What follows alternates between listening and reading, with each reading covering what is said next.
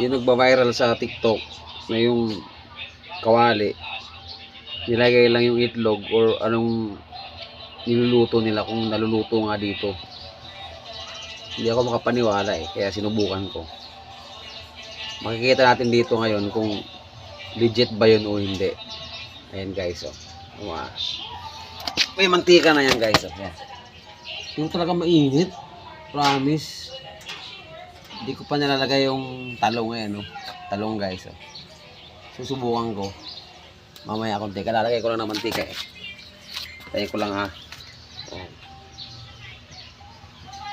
Yan. Lalagay ko ito mamaya kung talagang maluluto siya or kukulo. Walang cut dyan ha. Yan. Kasi hindi ako naniniwala dun eh.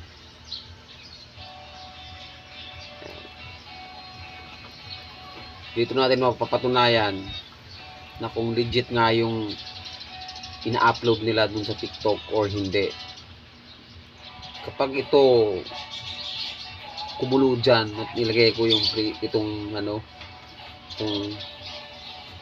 kapirasong talong, ayan, makikita nyo guys, hindi pa yan, no, ayan, saka ako maniniwala.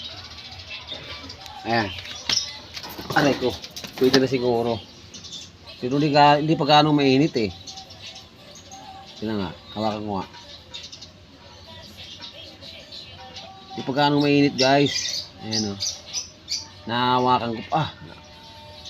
Subok ko nga guys. Ay, lagay ko ha. Ayan.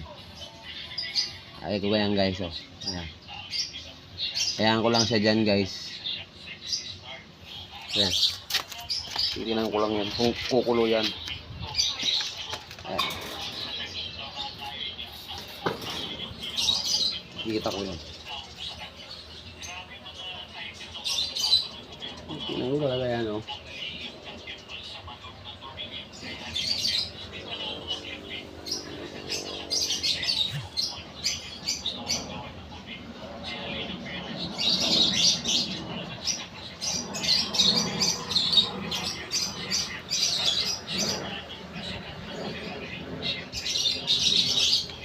Kapag yan, so ibig sabihin temperature dito sa amin hindi gaano mainit. Ayun, no? Wala naman nangyayari. Siguro may daya yun. Iinit muna nila sa kanila ilalagay.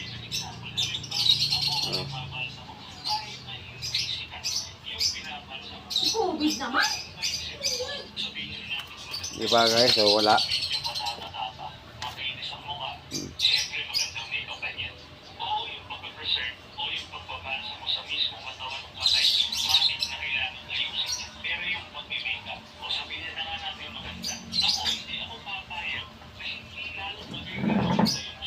Ayan, no? Alas 11 ngayon na. Alas 11 na. So, hindi pala totoo. Oh. Wala, oh. Walang reaction man lang yung mantika, oh. So, hindi nga legit. Nabudol tayo.